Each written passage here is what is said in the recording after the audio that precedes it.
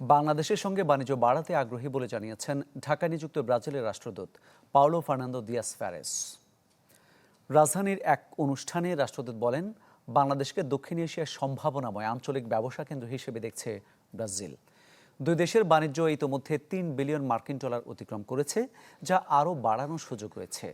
অনুষ্ঠানে দেশের তৈরি পোশাক খাতের ব্যবসায়িক নেতৃত্বমূলক প্ল্যাটফর্ম RMG ক্লাব লিমিটেডের কর্পোরেট অফিসের উদ্বোধন করা হয়।